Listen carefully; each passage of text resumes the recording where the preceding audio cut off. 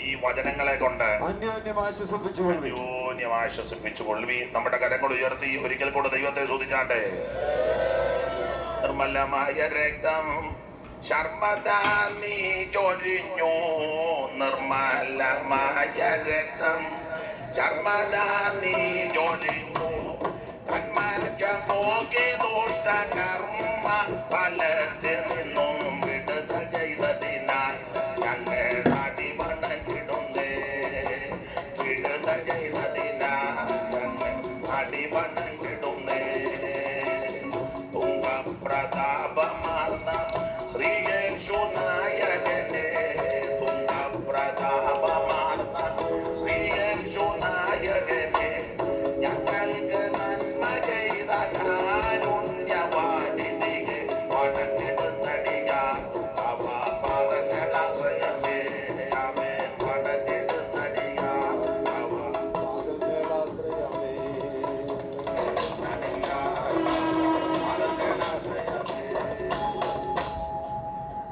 നമ്മുടെ കരം ഉയർത്തി ഒരിക്കൽ കൂടെ ദൈവത്തെ മഹത്വപ്പെടുത്തിയാട്ടെ. ഈ അനുഗ്രഹിക്കപ്പെട്ട രാത്രിക്കായി ദൈവത്തെ സ്തുതിക്കുന്നു. ഇന്ന് രാത്രി ദൈവത്തിന്റെ വചനം ശാന്തമായിട്ട് നമുക്ക് ചിന്തിക്കാം. അതിനാധാരമായിട്ട് വായിച്ചത് വളരെ പരിചിതമായ വേദശകലമാണ്. തെസ്സലോനിക്കർക്ക് എഴുതിയ 1-ാം ലേഖനം 4-ാം അധ്യായം അതിന്റെ 18-ാം വാക്യം. ഈ വചനങ്ങളെ കൊണ്ട് അന്യോന്യം ആശ്വസിപ്പിച്ചുകൊള്ളുവി. ഈ ദുഷ്ടലോകത്തിൽ, പാപലോകത്തിൽ, അക്രമമുള്ള, അനീതിയുള്ള ഈ ലോകത്തിൽ, പണ്ട് പാട്ടുകാരൻ പറഞ്ഞ പോലെ ഇസങ്ങളുള്ള ലോകമാണ്. നാസിസം, ഫാസിസം, എത്തിസം, പാന്തിസം, കമ്മ്യൂണിസം, ലീഗലിസം, മോഡേണിസം, അങ്ങനെ ഇസങ്ങളുള്ള, അക്രമമുള്ള, അനീതിയുള്ള ഈ ദുഷ്ടലോകത്തിൽ നമുക്ക് ആശ്വാസം തരുന്ന ദൈവത്തിന്റെ വചനമാണ്. ഈ വചനങ്ങളെ കൊണ്ട് അന്യോന്യം, അതേതൊക്കെ വചനമാണെന്ന് ഇനി പറയാൻ പോകും. ദൈവത്തിന്റെ മഹത്വം. പുതിയ നിയമത്തിലെ 21 ലേഖനങ്ങളിൽ വിശേഷിച്ച് സിംഹഭാഗ ലേഖനങ്ങളും പൗലോസിനാൽ എഴുതപ്പെട്ട ലേഖനമാണ്. നമുക്കറിയാം 21 ലേഖനങ്ങൾ, റോമാ ലേഖനം മുതൽ യൂദയുടെ ലേഖനം വരെ 21 ലേഖനങ്ങളിൽ ഏതാണ്ട് 14 ലേഖനം പൗലോസിനാൽ എഴുതപ്പെട്ട ലേഖനമാണ്. ശിഷ്ടമുള്ള ലേഖനം യാക്കോബിന്റെ 1 ലേഖനം, യൂദയുടെ 1 ലേഖനം, പത്രോസിന്റെ 2 ലേഖനം, യോഹന്നാന്റെ 3 ലേഖനം. ഇതിലെ പൗലോസിന്റെ 14 ലേഖനങ്ങളെ ദൈവശാസ്ത്രപരമായിട്ട് പഠിപ്പിക്കുമ്പോൾ 4 നിലയിൽ പഠിപ്പിക്കാറുണ്ട്. ഞാൻ മിക്കപ്പോഴും പറയും. 1, രക്ഷാ തത്വശാസ്ത്ര പ്രകാരമുള്ള ലേഖനം. 2, ക്രിസ്തുശാസ്ത്രത്തെ കീർത്തിക്കുന്ന ലേഖനം. 3, സഭാശാസ്ത്രം സംബന്ധിച്ച ലേഖനം. 4, അന്ത്യകാല ശാസ്ത്രപരമായ ലേഖനം. അപ്പൊ 1 രക്ഷാശാസ്ത്രം, 2 ക്രിസ്തുശാസ്ത്രം, 3 സഭാശാസ്ത്രം, 4 അന്ത്യകാല ശാസ്ത്രപരമായ ലേഖനം. പിന്നെ ഈ കൊച്ചു പിള്ളേര് ഒരു 10 കീപ്പോട്ടുള്ളതില്ല ഒന്ന് എഴുന്നേറ്റ് നിൽക്കാൻ ഇങ്ങോട്ട് വിടാമെങ്കിൽ പായിനുണ്ടോ? പാവുണ്ടോ? സ്ഥാനമുള്ള ജീവനുള്ള ദൈവത്തിന്റെ സഭയാകുന്ന ദൈവാലയത്തിൽ നടക്കേണ്ടത്. അപ്പൊ ഈ ദൈവാലയത്തിൽ വന്ന് നടക്കാൻ വ്യവസ്ഥയുണ്ട്. അതായി പുസ്തകം ലേഖനത്തിൽ എഴുതിയിരിക്കുന്നത്. ശുശ്രൂഷകന്മാർക്ക് അതിനുള്ള വ്യവസ്ഥയുണ്ട്. കടന്നു വരുന്ന ദൈവകുഞ്ഞുങ്ങൾക്ക് വ്യവസ്ഥയുണ്ട്. അതുകൊണ്ടൊക്കെ ആ പുതിയ നിയമത്തിൽ ഉപദേശം പറഞ്ഞപ്പോൾ പെട്ടെന്ന് ഉപദേശിയാകരുത്. പുതിയ ശിഷ്യനും അങ്ങനെയില്ല പാപ്പച്ചായ, പുതിയ ശിഷ്യനും അരുത്. പുതിയ ശിഷ്യൻ ആക്കിയാൽ വലിയ കുഴപ്പമുണ്ടാകും. സ്തോത്രം. പണ്ടൊരുത്തം കറുത്ത് മനുഷ്യ എടുത്ത് മുറിച്ച് ചോദിച്ചു ഇനി എന്നാ ചെയ്യണം? അടുത്തിരുന്ന് പറഞ്ഞു തന്നെ നിന്നോളാൻ പറഞ്ഞു. അറിയത്തില്ല, അടുത്ത് എന്നെ പറയണമെന്ന് അറിയത്തില്ല. അപ്പൊ അത് പുതിയ ശിഷ്യനും അരുത്. എൻ്റെ ഒരു അഭിപ്രായം, നിങ്ങൾ യോജിക്കുമോ ഇല്ലയോന്നൊന്നും എനിക്കറിയത്തില്ല. കുറഞ്ഞ പക്ഷം ഒരു സീനിയർ ദൈവദാസന്റെ കൂടെ കുറഞ്ഞതൊരു 3 കൊല്ലമെങ്കിലും നടക്കുന്ന നല്ലതാണ്. ഈ എല്ലാ സീനിയറിൻ്റെയും കൂടെ പോകരുത്. വിവരമുള്ള സീനിയറുണ്ട്. പ്രായമുള്ള എല്ലാത്തിനും വിവരം വേണമെന്നൊന്നുമില്ല. ഇപ്പോഴും ബോധമില്ലാത്ത ആൾക്കാർ ഉണ്ട്. ഇപ്പം നല്ല അറിവുള്ള, പരിജ്ഞാനമുള്ള, സീനിയറായ ഒരു ദൈവദാസന്റെ കൂടെ പക്വത വന്ന, പരിജ്ഞാനമുള്ള, നാടൻ ഭാഷ പറഞ്ഞ ശുശ്രൂഷയിൽ ഇരുത്തം വന്ന ആ ദൈവദാസന്മാരുടെ കൂടെ കണ്ടും കേട്ടും ഒക്കെ നടന്നാൽ ശുശ്രൂഷയ്ക്ക് പിന്നത്തേത് കയറിയാൽ എൻ്റെ അഭിപ്രായം പറഞ്ഞാൽ എങ്ങും അങ്ങനെ തോക്കുകയല്ല. സ്തോത്രം. അങ്ങനെയല്ലയോ യോശുവയെ ദൈവം കയറ്റിയത്? സ്തോത്രം. യോശുവയെ മോശയെ കൊണ്ട് നേതൃത്വത്തിൽ കൊണ്ടുവന്നു. ഒറ്റ രാത്രി കൊണ്ട് യോശുവ നേതൃത്വത്തിൽ വന്നതല്ല. ഇപ്പൊ ഒറ്റ രാത്രി കൊണ്ട് ഉപദേശിയാകുന്ന പുള്ളിക്കാരുണ്ട്. റവയൊക്കെ ആകും. ഒറ്റ രാത്രി കൊണ്ട് അങ്ങ് റവയായി പോവുക. ഒറ്റ രാത്രി കൊണ്ടാകുന്നത്. ചില പിന്നെ പ്ലെയിനെ വെച്ച് ഓർഡിനേഷൻ കൊടുത്ത് കളയും. കുഞ്ഞു താഴോട്ട് ഇറങ്ങണ്ട. ഇപ്പം കാച്ചുകൊണ്ട്, കീച്ചയുണ്ട്, കയ്യുമുണ്ട്. കുഞ്ഞുഞ്ഞിന് തലയുണ്ട്. എന്നാൽ പിന്നെ എൻ്റെ കൈ അങ്ങോട്ട് പ്ലേറ്റേ വെച്ച് അടുത്ത തീറ്റിരിക്കുക, കൈ അങ്ങോട്ട് വെച്ച് കാശ് കീശയിലോട്ട് ഇപ്പം തന്നെ ഓടുന്നത്. അങ്ങോട്ട് കയറിയപ്പം കുഴപ്പമില്ലാതെ കയറിയത്, താഴോട്ട് വന്നപ്പം എന്നാ ഒരു അരുതാഴിയ സങ്കീർത്തനം വായിക്കാൻ പോലും അറിയാൻ പറ്റും. അതുപോട്ടെ, ഞാൻ വിസ്തരിക്കുന്നില്ല. കർത്താവിന് മഹത്വം. അപ്പോൾ ശുശ്രൂഷയ്ക്ക് തന്മയത്വം ഉണ്ടായിരിക്കണം. മോശയുടെ കൈക്ക് വെള്ളം ഒഴിച്ചു കൊടുത്തയാളാ യോശുവ. ഒറ്റ രാത്രി കൊണ്ട് നേതൃത്വത്തിൽ വന്നതല്ല. വളരെ പ്രാർത്ഥിച്ച് നിയോഗത്തോടെ മോശ യോശുവയെ നേതൃത്വത്തിൽ കൊണ്ടുവന്ന. ഇന്നത്തെ പെന്തിക്കോസിന്റെ അല്ലെങ്കിൽ ആത്മീയ ലോകത്തിന്റെ കീഴ്വഴക്കം അനുസരിച്ച് സൂക്ഷം മോശ കഴിഞ്ഞാൽ ഗർശോമാ വരണ്ടത്. കാരണം മക്കത്തായോ മരുമക്കത്തായോമാ ഇപ്പൊ സഭയ്ക്കകത്ത് നടക്കുന്നത്. മക്കത്തായോ അപ്പൻ സെൻട്രൽ പാസ്റ്റ് അമ്മേ മോനെ ഉടനെ സെൻട്രൽ പാസ്റ്റ് ആക്കുക. അതിപ്പം വിളിക്കുവോ വിളിക്കാതിരിക്കോ? അപ്പം വിളിക്കും തൊമ്മാച്ചങ്ങ് സെൻട്രൽ പാസ്റ്റ് പപ്പ എന്നെ ദൈവം വിളിനെ വിളിച്ചോളൂ, ഞാനായിപ്പം നിന്നെ വിളിച്ചേ വരാൻ പറയും. എന്നാൽ വിളിയുള്ള മക്കളും ഉണ്ട്. അവരെ ഓർത്ത് ദൈവത്തിന് മഹത്വം. വിളിയുള്ളവന് ഈ വേലയ്ക്കാകണം.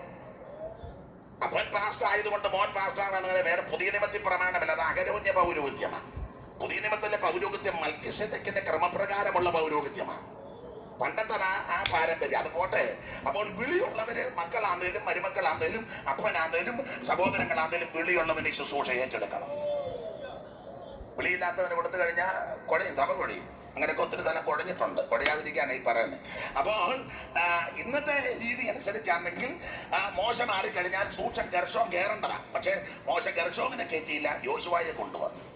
ഈ യോശുവ ഒറ്റ രാത്രി കൊണ്ട് നേതൃത്വത്തിൽ വന്നതല്ല. നമ്മൾ നോക്കുമ്പോൾ പുള്ളി സൂട്ടുമൊക്കെ ഇട്ട് നിൽക്കുന്ന നേതൃത്വത്തിൽ അല്ല. ഇതിന്റെ പിന്നിൽ ചില വിഷയങ്ങളുണ്ട്.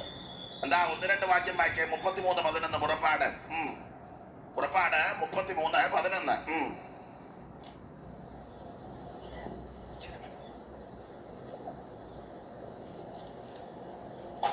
ഒരുത്തൻ തന്റെ സ്നേഹിതനോട് സംസാരിക്കുന്നത് പോലെ യഹോവ മോശയോട് അഭിമുഖമായി സംസാരിച്ചു. പിന്നെ അവൻ പാളയത്തിലേക്ക് മടങ്ങി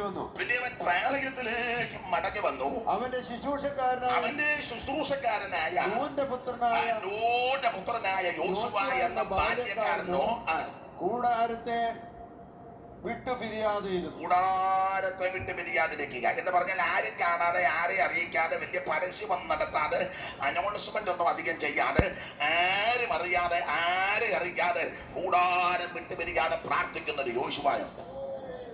പ്രൈസ് ദി ലോർഡ്. അപ്പൊ ഒറ്റ ദിവസം കൊണ്ട് നേതൃത്വത്തിൽ വന്നതല്ല. നിരന്തരമായ ആരും കാണാതെ കൂടാരത്തിൽ നിന്ന് ജാഗരിക്കുന്ന യോശുവ. ഞാനൊരു ദൂത് വചനത്തിൽ കൂടെ പറയാം ദൈവകുഞ്ഞുങ്ങളോട്. ആരും അറിയാതെ പ്രാർത്ഥിക്കുന്ന ദൈവകുഞ്ഞുങ്ങളെ എല്ലാവരും കാണുക ദൈവം മാനിക്കും. അത് ദൈവത്തിന്റെ നീതിയാ. സ്തോത്രം. യോശുവ ആരും അറിയാതെ കൂടാരം വിട്ട് പിരിയാതെ ഇങ്ങനെ ദൈവസന്നിധി ഇരിക്കുക. അങ്ങനെ യോശുവയെ തക്ക സമയത്ത് ദൈവം ഉയർത്തി. അവൻ തക്ക സമയത്ത് ഉയർത്തുവാൻ അവന്റെ ഭയമുള്ള ഭുജത്തിന്റെ താണിരിക്കണം. ദൈവം വിശ്വസ്തൻ. അപ്പോൾ കൂടാരം വിട്ടുപിരിയാത്ത യോശുവ. അതുകൊണ്ടാണ് നേതൃത്വത്തിൽ വന്നത്. വേറൊരു കാര്യം, ഈ മോശ പ്രമാണം വാങ്ങാൻ പർവ്വതത്തിലേക്ക് പോയപ്പോൾ യോശുവയും കൂടെ കൊണ്ടുപോയി. 24-ാം അധ്യായത്തിന്റെ 12 മുതൽ വായിച്ചു. 24-12 പുറപ്പാട്.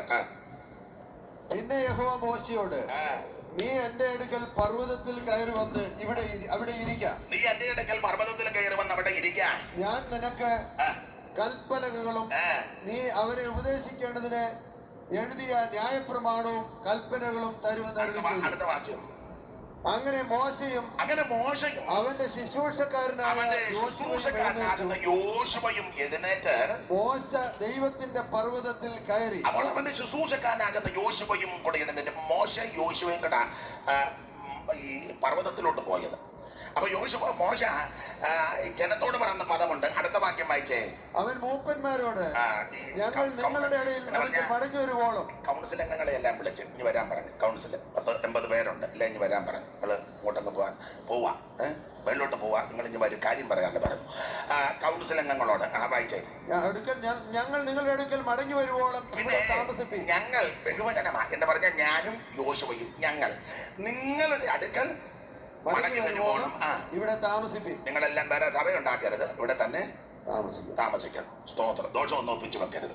നിങ്ങളെല്ലാം ഇവിടെ തന്നെ കാണണം. കൗൺസിൽ അംഗങ്ങളെല്ലാം പ്രാർത്ഥിച്ചുകൊണ്ടിരിക്കണം. മസിൽ പിടിച്ച് ആരെ വിഴുങ്ങണ്ടെന്ന് ഓർത്ത് നോക്കിയിരിക്കരുത്. എല്ലാവരും പ്രാർത്ഥിച്ചുകൊണ്ടിരിക്കണം. ഞങ്ങൾ പോയി ചെഞ്ഞ് തിരിച്ച് വരും. ഞങ്ങൾ നിങ്ങളുടെ അടുക്കൽ മടങ്ങി വരുവോളം നിങ്ങൾ ഇവിടെ തന്നെ ഇവിടെ തന്നെ വായിച്ചോ. ഞാൻ കൽപ്പനകൾ നിനക്ക് തന്ന കൽപ്പനകളും നീ അവരെ ഉപദേശിക്കേണ്ടതിന് ഞാൻ എഴുതിയ ന്യായപ്രമാണവും കൽപ്പനകളും തരുമെന്ന് അരുളി ചെയ്തു. അങ്ങനെ മോശയും തന്റെ ശുശ്രൂഷക്കാരനായ യോശുവയും എഴുന്നേറ്റു. മോശ ദൈവത്തിന്റെ പർവ്വതത്തിൽ കയറി. അവൻ മൂപ്പന്മാരോട് ഞങ്ങൾ നിങ്ങളുടെ അടുക്കൽ മടങ്ങി വരുവോളം ഇവിടെ താമസിപ്പിൻ. അഹരോനും ഹൂരും നിങ്ങളോട് കൂടി നിങ്ങളുടെ കൂടെ ഉണ്ടല്ലോ. അപ്പൊ ഈ അഹരോൻ നമുക്കറിയാം മോശയുടെ ജ്യേഷ്ഠന, 3 വയസ്സിന് മൂത്തത്. ഈ ഹൂര് എന്ന വ്യക്തിയെ പറ്റി ഒരു ചരിത്രം പറയുന്നത് മോശയുടെ അളിയനാണ്. മോശയുടെ പെങ്ങള് മിരിയാമിന്റെ ഭർത്താവായിരുന്നെന്നാ പറയുന്നത് ഹൂര്. അപ്പോൾ അളിയനും ചേട്ടനും പാളയത്തിലുണ്ട്. അപ്പോൾ മോശ കൗൺസിലിംഗ് ഞങ്ങളോട് പറഞ്ഞു, പിന്നെ ഞാനും യോശുവയും അങ്ങോട്ട് പോവാ, ചേട്ടനെ അളിയനും ഇവിടെ ഉണ്ടെന്ന് പറഞ്ഞു. അപ്പോൾ അഹരോനും ഹൂരും ഇവിടെ ഉണ്ടല്ലോ. ആർക്കെങ്കിലും വല്ല കാര്യവും ഉണ്ടായാൽ അതിനെ അങ്ങനെ പറഞ്ഞേ, ഈ 10-40 ദിവസം കൊണ്ട് എന്തെങ്കിലും കാര്യമൊക്കെ ഇവന്മാർ ഒപ്പിക്കും. എന്തെങ്കിലും കാര്യം ഉണ്ടാക്കും. അതെല്ലാം പൊരിഞ്ഞ പുള്ളിക്കാരല്ലയോ. സ്തോത്രം. കാട്ടാനയ്ക്ക് ലാടപടിക്കുന്നവന്മാരാ ചിലത്. കുതിരയെ ലാടപടിക്കുന്ന ഒറ്റയ്ക്കാ, കാലും കയ്യും കൂട്ടിക്കെട്ടിയ. കാട്ടാനയൊക്കെ ഒറ്റയ്ക്ക് ലാടപടിക്കുന്ന പുള്ളിക്കാരാ. സ്തോത്രം. അത് പ്രശ്നം ഉണ്ടാക്കി, എന്തേലും പ്രശ്നം ഉണ്ടാക്കുക. കൺവെൻഷൻ കഴിഞ്ഞാലും എന്തേലും. എന്നാലും എൻ്റെ പേര് പറഞ്ഞില്ല, അതൊരു പ്രശ്നമായി വരും. അതിനാ ഭാഗത്താൻ പേടിച്ച് പറഞ്ഞ് വിട്ടുപോയിട്ടുണ്ടെങ്കിൽ എല്ലാവരുടെ പേര്. പാപ്പച്ചാനും മനസ്സിലായി. പാപ്പച്ചാൻ ഒന്നുകൂടെ അങ്ങ് പറഞ്ഞു, പുള്ളിക്കും പറഞ്ഞു. അതൊക്കെ വലിയ പ്രശ്നം ഉണ്ടാകുന്നത്. അപ്പൊ ചുരുക്കി പറഞ്ഞാൽ ആർക്കെങ്കിലും വല്ല കാര്യവും ഉണ്ടായാൽ അവൻ അവരുടെ അടുക്കൽ ചെല്ലട്ടെ. അങ്ങനെയുള്ളവര് അളിയനും ചേട്ടനും ഇവിടെ നിൽപ്പുണ്ട്, ഊരും അഹരോനും അവരുടെ അടുക്കൽ ചെല്ലട്ടെ. അങ്ങനെ മോശ പർവ്വതത്തിൽ കയറിപ്പോയി. മോശയ്ക്കും പർവ്വതത്തിൽ കയറിപ്പോയി. ചരിത്രം പറയുന്ന മോശ പർവ്വതത്തിന്റെ മുകളിലോട്ടങ്ങ് കയറിപ്പോയി. ഈ യോശുവ പർവ്വതത്തിന്റെ അടിവാരത്തിൽ പ്രത്യേക സ്ഥലത്തുണ്ടായിരുന്നെന്ന. അപ്പൊ ചേട്ടനെ അളിയനെയും മേലിലോട്ട് കൊണ്ടുപോയില്ല. അതിന് എന്റെ എന്താ പറയാ, ഈ ചില അളിയനെ ഒന്നും കൊണ്ടുപോകാനൊക്കത്തില്ല. അല്ലെ മറ്റേ അളിയനെ ഒത്തിരി മേലിലോട്ട് പോകുന്നത് മറ്റേ അളിയനെ ഇഷ്ടമല്ല. അളിയൻ പിടിച്ച് വലിക്കും. നമുക്ക് അളിയനെയൊക്കെ നന്നായിട്ട് അറിയാം. അപ്പൊ നമ്മുടെ അളിയൻ അത്ര അങ്ങനെ മേലിലോട്ട് പോകണ്ട. പകുതി ചെല്ലുമ്പം മറ്റേ അളിയൻ പിടിച്ച് വലിക്കും. അതുകൊണ്ട് ഈ അളിയൻ അറിയാം മറ്റേ അളിയൻ വലിക്കുന്ന അളിയനാണ്. അതുകൊണ്ട് പോകാൻ നേരത്ത് പറഞ്ഞ് അളിയൻ ഇവിടെ നിന്നാൽ മതി, ഞാനങ്ങ് പൊക്കോളാന്ന് പറഞ്ഞു. എല്ലാ അളിയനെ എല്ലായിടത്തും കൊണ്ടുപോകാൻ അപ്പോൾ അളിയനോട് ചേട്ടനോട് പറഞ്ഞു ഇവിടെ ഇരുന്നാ മതി, നിങ്ങൾ പാളയത്തിൽ നിൽക്കേ, ഞാനും യോശുവയും പോയ. അങ്ങനെ മോശ പർവ്വതത്തിന്റെ പൊട്ടുപൊട്ടിക്കൽ കയറി. അവിടെ ദൈവ സാന്നിധ്യം വെളിപ്പെട്ടു. യോശുവ പർവ്വതത്തിന്റെ അടിവാരത്തിൽ നിന്ന. അപ്പോൾ ഒരു ചരിത്രം പറഞ്ഞത് 40 ദിവസം മോശ ദൈവസന്നിധിയിൽ ഭക്ഷണം പിടിഞ്ഞ് വെള്ളം കുടിക്കാതെ ആകാരം കഴിക്കാൻ. അതുകൊണ്ട് യോശുവായി വരുന്ന 40 മോശ അവിടെ, കാരണം പർവ്വതത്തിന് അടുക്കാനും തൊടാനും ഒക്കത്തില്ല. മൃഗം പോലും വന്ന് തൊട്ടേക്കരുത്, അത്രയ്ക്ക് വേർപാടാ. അപ്പോൾ മോശ മുകളിൽ 40 ഇരുന്നപ്പോൾ വാക്യമില്ലെങ്കിലും ചരിത്രം വന്നത് യോശുവയും 40 ഇരുന്നെണ്ണ. മോശ വെള്ളം കുടിച്ചില്ല, യോശുവയും കുടിച്ചില്ല. മോശ ഭക്ഷണം കഴിച്ചില്ല, യോശുവയും കഴിച്ചില്ല. മോശ 40 ഇരുന്നു, യോശുവയും 40 ഇരുന്നു.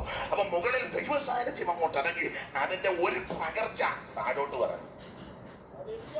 ഇതെല്ലാം യോശുവയും അനുഭവിച്ചു. അപ്പൊ ഇങ്ങനെ ഒറ്റ രാത്രി നേതൃത്വത്തിൽ വന്നതല്ല.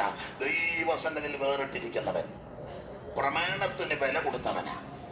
40 കഴിഞ്ഞപ്പം യോശുവ ഇറങ്ങിപ്പോയില്ല, താമസെന്ന് പറഞ്ഞ് പ്രമാണം വാങ്ങാൻ പോയത്. അത് വാങ്ങി തിരികെ വരുവോളം യോശുവ വിട്ടിരുന്നെന്നുള്ളതാ എന്ന് പറഞ്ഞ്, 1 ആരും അറിയാതെ വേറിട്ട് പ്രാർത്ഥിക്കുന്നവൻ, 2 പ്രമാണത്തിന് പ്രാധാന്യം കൊടുക്കുന്നവൻ. അങ്ങനെയുള്ള ദൈവ കുഞ്ഞുങ്ങളെ ദൈവം ഉയർത്തും. പിന്നെ ഇസ്രായേല് രഫീദീമിൽ വന്നപ്പോൾ അമാല്യക്ക് യുദ്ധത്തിന് വന്നു. അപ്പോൾ യുദ്ധത്തിന് വന്നപ്പോൾ മോശ യോശുവയെ പറഞ്ഞ് പടക്കളത്തിൽ വിട്ടു. സ്തോത്രം. യോശുവയോട് പറഞ്ഞു പോയി യുദ്ധം ചെയ്യാൻ പറഞ്ഞു. അഹരോനെയും ഹൂറിനെയും കുന്നിന്റെ മുകളിൽ പർവ്വതത്തിൽ കയറ്റാൻ കൊള്ളുകയെന്നേ ഉള്ളൂ, കുന്നിൽ കയറ്റാം. അപ്പോൾ അഹരോനും ഹൂരും ദൈവത്തിന്റെ വടിയുമെടുത്ത് മോശ ദൈവത്തിന്റെ വടിയെടുത്ത് കുന്നിൻ മുകളിൽ കയറിയെന്ന 8-ാം വാക്യം വായിച്ചേ. 17:8 രഫീദീമിൽ വെച്ച് അമാലേക്ക് വന്ന് ഇസ്രായേലിനോട് യുദ്ധം ചെയ്തു. അപ്പോൾ മോശ യോശുവയോട് ഈ ആളുകളെ തിരഞ്ഞെടുത്ത് പുറപ്പെട്ട് അമാലേക്കിനോട് യുദ്ധം ചെയ്യുക. ഞാൻ നാളെ കുന്നിൻ മുകളിൽ പർവ്വതത്തിലെ കയറ്റാൻ പാടില്ല, അതുകൊണ്ട് കുന്നിൻ മുകളിൽ കയറ്റാൻ. ഞാൻ നാളെ കുന്നിൻ മുകളിൽ ദൈവത്തിന്റെ വടിയും പിടിച്ചുകൊണ്ട് നിൽക്കുമെന്ന് പറഞ്ഞു. മോശ തന്നോട് പറഞ്ഞതുപോലെ യോശുവ ചെയ്തു. പിന്നെ അമാലേക്കിനോട് പൊരുതു. എന്നാൽ മോശയും അഹരോനും ഹൂരും കുന്നിൻ മുകളിൽ കയറി. അപ്പോൾ കുന്നിന്റെ മുകളിൽ കയറ്റാൻ അഹരോനെ ഹൂരിനെ മോശ കൊണ്ടുപോയി. അപ്പോൾ കുന്നിൻ മുകളിൽ കയറി ആ ഭാഗം പഠിക്കുമ്പോഴറിയാം മോശ കൈ ഉയർത്തിയിരിക്കുമ്പോൾ ആ ഇസ്രായേൽ ജയിക്കും. ഇസ്രായേൽ ജയിക്കും. കൈ താഴ്ത്തിയിരിക്കുമ്പോൾ അമാലേക്ക് ജയിക്കും. എന്നാൽ മോശയുടെ കൈക്ക് ഭാരം തോന്നിയപ്പോൾ അവർ ഒരു കല്ല് എടുത്തു വെച്ച് അവൻ അതിന്മേൽ ഇരുന്നു. അഹരോനും ഹൂരും ഒരുത്തൻ ഇപ്പുറത്തും ഒരുത്തൻ അപ്പുറത്തും നിന്ന് അവന്റെ കൈ താങ്ങി. അപ്പൊ ശ്രദ്ധിച്ച് ആ ഭാഗം നിങ്ങൾക്ക് അറിയാം. അമാലിലേക്കോട്ട് യുദ്ധം ചെയ്യുവാൻ യോശുവയെ പടക്കളത്ത് വിട്ടേച്ച് മോശയും ഹൂരും അഹരോനും കൂടെ പർവ്വത മുകളിൽ കുന്നിൻ മുകളിൽ കയറി. മോശ കരമുയർത്തിയിരിക്കുമ്പോൾ ഇസ്രായേലിൽ ജയം, അമാലിലേക്ക് പരാജയപ്പെടും. കുറെ കഴിഞ്ഞപ്പോ മോശയുടെ കൈക്ക് ഭാരം, പ്രായമുള്ള ആളല്ലയോ, കൈക്ക് ഭാരം, കൈഭാരപ്പെട്ട് കുഴഞ്ഞപ്പം ക്ഷീണിച്ച് വന്നപ്പം അഹരോനും ഹൂരിനും പിടി കിട്ടി പരുവക്കേടാണ്. ഉടനെ അവർ കണ്ണ് കാണിച്ചൊരു വലിയ കല്ലെടുത്ത് അവിടോട്ട് കൊണ്ടിട്ട് മോശയെ പിടിച്ച് അതിലോട്ട് ഇരുത്തി. എന്നിട്ട് ഇടത്തും വലത്തും അപ്പുറ ഇപ്പുറ ഇരുന്ന് കൈ അങ്ങോട്ട് താങ്ങിക്കൊടുത്തു. ഞാൻ പറയും കൂട്ടായ്മയുടെ വലങ്കരം. ഇന്നത്തെ അഹരോന് ഹൂരുവാണെങ്കിൽ പുള്ളി കൈയൊക്കെ ക്ഷീണിച്ച് കണ്ണുടച്ചിരിക്കുക, ആ കല്ലെടുത്ത് പുള്ളിയുടെ തലയിലോട്ടിടും. ഇടാനാണ് നല്ല പരുവത്തിരിക്കുക, കണ്ണുടച്ച് കയ്യിൽ നിന്ന് ഉച്ചയിലോട്ടിടും. അതോടെ മോശ ഇരിപ്പതാണ്. എന്നുവെച്ചാൽ യവന്മാര് തന്നെ മാറുകയെന്ന് പറയും, ഇരിപ്പായി പോയെന്നാ തോന്നുന്നത്. ഇവർ രണ്ടുകൂടി ഇരുത്തിയതാ. എന്നാൽ മറ്റേ പുള്ളി പറയും, ഓ ഇനിയിപ്പൊ എഴുന്നേറ്റ് വരുമെന്ന് തോന്നുന്നില്ല. ആ എന്നെ പേരെത്താൻ പറയും, ആ എല്ലാവരും ഒക്കെ ഇങ്ങനെയൊക്കെ തന്നെ. സ്തോത്രം. സൂക്ഷിച്ചിരുന്നോണ്ട് എപ്പോഴാ കല്ല് സ്തോത്രം. എനിക്ക് പേടിയാ സത്യം പറഞ്ഞാൽ പേടിച്ചായി നിൽക്കുന്നത്. എതിരേ കൂടെ വരുന്നെന്നറിയില്ല. അതുകൊണ്ട് ദൈവസന്നിധി വളരെ വിധേയപ്പെട്ട് പ്രാർത്ഥിക്കണം. കർത്താവിന് മഹത്വം. അപ്പോൾ ദൈവസന്നിധിയിൽ അമാലിലേക്കെന്ത് യുദ്ധം ചെയ്യുവാൻ ജീവനെ വലുതായി കാണാതെ ഇറങ്ങിത്തിരിച്ചയാളാ യോശുവ. അതുകൊണ്ടാണ് യോശുവയെ നേതൃത്വത്തിൽ കൊണ്ടുവന്നത്. നാട്ടെ ശുശ്രൂഷകൾക്ക് അതിന് പ്രമാണമുണ്ട്, വ്യവസ്ഥയുണ്ട്, നടപടിക്രമമുണ്ട്. അതാണ് ലേഖനം, സഭാശാസ്ത്രപരമായ ലേഖനം. ഒടുവിൽ അന്ത്യകാല ശാസ്ത്രപരമായ ലേഖനം, അതാണ് തെസ്സലോനിക്ക ലേഖനം 1ഉം 2ഉം. അന്ത്യകാല ശാസ്ത്രപരമായ ലേഖനം. എന്താ ഈ അന്ത്യകാല ശാസ്ത്രം? ഒറ്റ വാക്കിൽ പറഞ്ഞാൽ നമുക്കറിയാം, കർത്താവാകുന്ന യേശു ക്രിസ്തുവിന്റെ വീണ്ടും വരവും അനന്തര സംഭവങ്ങളും.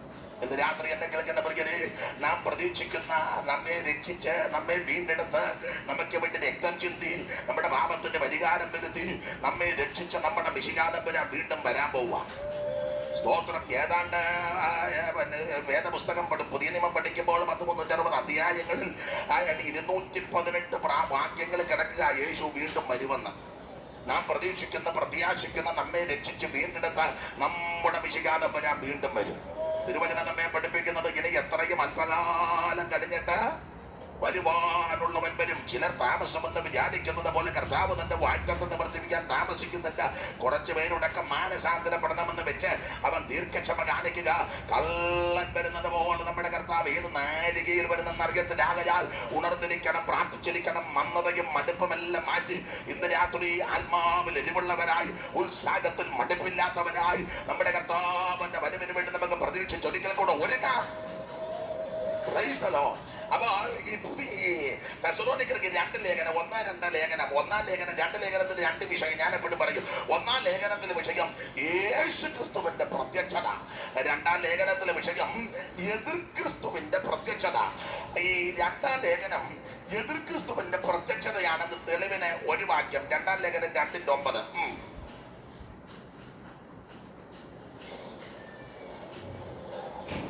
അധർമ്മമൂർത്തിയുടെ പ്രത്യക്ഷത. ഒന്നുകൂടെ വായിരേ. അധർമ്മമൂർത്തിയുടെ പ്രത്യക്ഷത.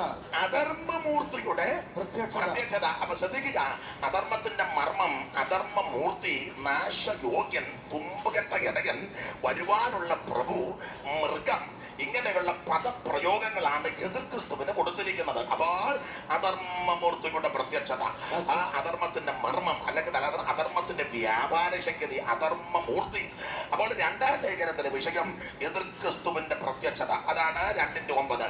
1-ാം ലേഖനത്തിലെ വിഷയം യേശു ക്രിസ്തുവിന്റെ പ്രത്യക്ഷത. 1-ാം ലേഖനം യേശു ക്രിസ്തുവിന്റെ പ്രത്യക്ഷതയാണെന്ന് തെളിവിന് 5 അധ്യായമുണ്ട്. 5 അധ്യായത്തിൽ പൗലോസ്ലീഹ അരക്കിട്ടുറപ്പിച്ചു യേശു പ്രത്യക്ഷപ്പെടുമെന്ന്. സ്തോത്രം. തെളിവിന് വാക്യം വായിക്കാം. 1-ാം ലേഖനത്തിന്റെ 1-ാം അധ്യായത്തിന്റെ 9, 10, 2-ാം അധ്യായത്തിന്റെ 19, 3-ാം അധ്യായത്തിന്റെ 13-ാം വാക്യം, 4-ാം അധ്യായത്തിന്റെ 13 മുതൽ 18 വരെയുള്ള വാക്യം, 5-ാം അധ്യായത്തിന്റെ 23-ാം വാക്യം. 1 9 10 2 19 3 13 4 13 മുതൽ 18 വരെ 5 23 മലയാളത്തിൽ ഒന്നാം അധ്യായത്തിന്റെ 10-ാം വാക്യമില്ല, 9-ാം വാക്യം മൊത്തത്തിലിട്ടിരിക്കുക. ഇംഗ്ലീഷിൽ 10-ാം വാക്യമുണ്ട്. പുതിയ ഭാഷാന്തരത്തിൽ 10-ാം വാക്യം തരംതിരിച്ചിട്ടുണ്ടെങ്കിൽ 9-ഉം 10-ഉം വാക്യം 9-ാം വാക്യം മൊത്തത്തിലിട്ടിരിക്കുക. 1-ാം അധ്യായത്തിന് 9, 10 വാക്യം ആയിരുന്നു. അതുകൊണ്ട് ഞങ്ങൾ അത് കേട്ട നാൾ മുതൽ നിങ്ങൾക്ക് വേണ്ടി ഇടവിടാതെ പ്രാർത്ഥിക്കുന്നു. 1-ാം അധ്യായത്തിന്റെ 9, 10 വാക്യം. ഞങ്ങൾക്ക് നിങ്ങളുടെ അടുക്കൽ എങ്ങനെയുള്ള പ്രവേശനം സാധിച്ചുവെന്ന് ജീവനുള്ള സത്യദൈവത്തെ സേവിക്കുവാൻ അവൻ മരിച്ചവിടെ നിരപ്പിച്ച തന്റെ പുത്രനും വരുവാനുള്ള കോപത്തിൽ നിന്ന് നമ്മെ വിടുവിക്കുന്നതിനുമായി യേശു സ്വർഗ്ഗത്തിൽ നിന്ന് വരുന്നത് കാത്തിരിക്കുകയും നിങ്ങൾ വിഗ്രഹങ്ങളെ വിട്ടകന്ന് ദൈവത്തിലേക്ക് എങ്ങനെ വന്നു എന്നും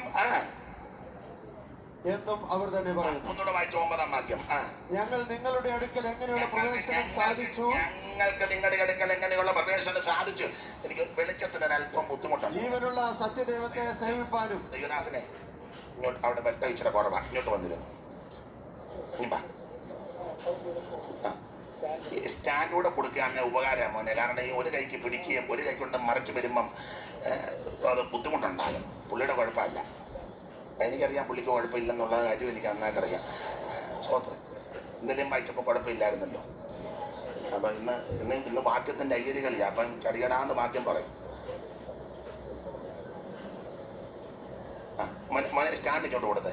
എന്ന് നീ വന്നിടും എന്റെ മണവാള, നിന്നെ കണ്ടു ഞാൻ എന്റെ ആശ തീർക്കുവാൻ, ഞാൻ എന്റെ ആശ തീർക്കുവാൻ. മന്നാ ജയ ജയ, മന്നാ ജയ ജയ, മാനു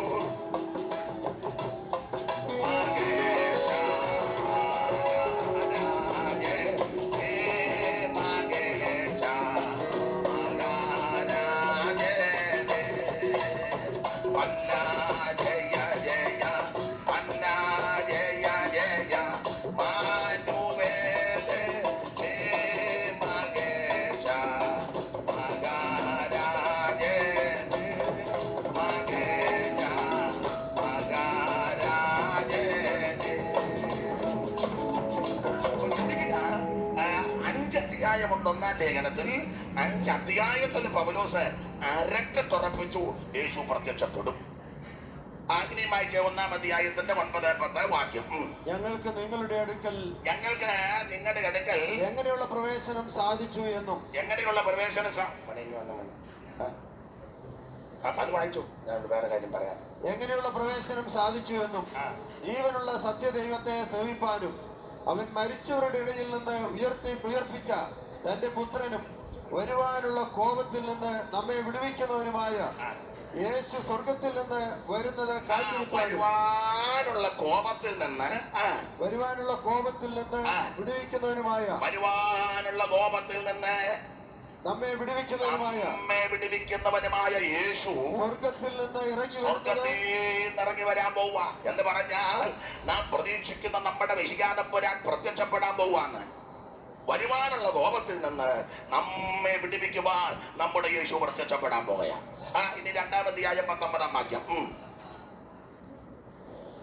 നമ്മുടെ കർത്താവായ യേശു ക്രിസ്തുവിന്റെ പ്രത്യക്ഷതയിൽ നമ്മുടെ ആശയോ സന്തോഷം. നമ്മുടെ കർത്താവാകുന്ന യേശു ക്രിസ്തുവിന്റെ പ്രത്യക്ഷത, അവിടെ ക്രിസ്തു പ്രത്യക്ഷപ്പെടുമെന്ന് തർക്കമറ്റ സംഗതിയാൽ പൗലോസ് തെളിയിക്കുക. യേശു പ്രത്യക്ഷപ്പെടും. ഇനി 3:13. ഇങ്ങനെ നമ്മുടെ കർത്താവായ യേശു ക്രിസ്തുവിന്റെ ഇങ്ങനെ അതെങ്ങനെയാണ് ഞാൻ പിന്നെ പറയാം. ഇങ്ങനെ നമ്മുടെ കർത്താവാകുന്ന യേശു തന്റെ സകല വിശുദ്ധന്മാരുമായി വരുന്ന പ്രത്യക്ഷത, അവിടെ ക്രിസ്തു പ്രത്യക്ഷപ്പെടുമെന്ന് തെളിയിക്കുക. ഇനി 4-ാം അധ്യായത്തിന്റെ 13 മുതൽ അങ്ങോട്ട് വായിച്ചേ. സഹോദരന്മാരെ, നിങ്ങൾ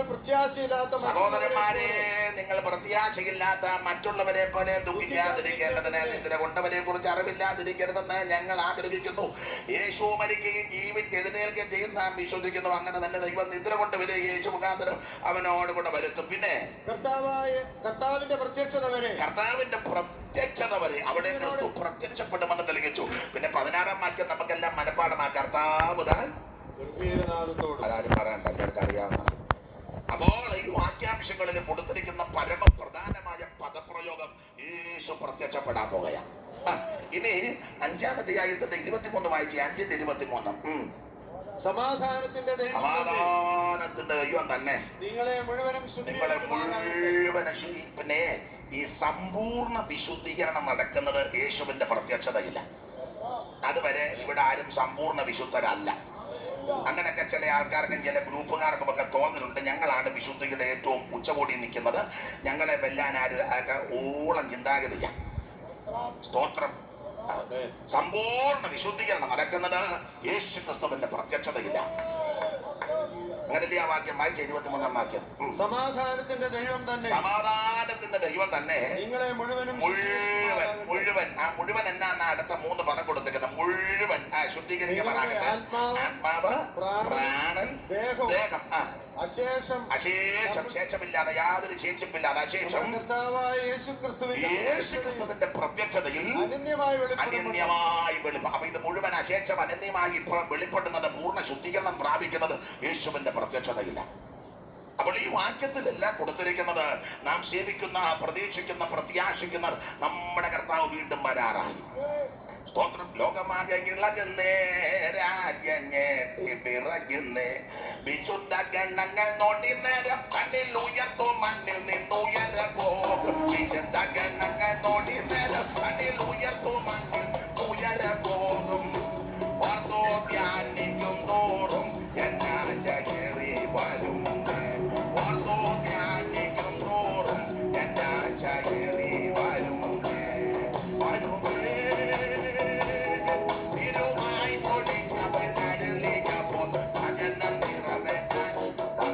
സഭയെ ചേർക്കുവാൻ വേഗമായി മടിയിലിടുവാൻ കൊണ്ട് ഇരുന്നു ശാലയിൽ പോയി ചേർത്ത് പന്തിയിലിരുത്താൻ. കൊണ്ട് ഇരുന്നു ശാലയിൽ പോയി ചേർത്ത് സ്വർഗീയ നാടന്നു കാണാം എന്റെ വീട്ടിലെത്താം. സ്വർഗീയ നാടന്നു കാണാം എന്റെ വീട്ടിലെത്താം. ഇറങ്ങി വരുന്ന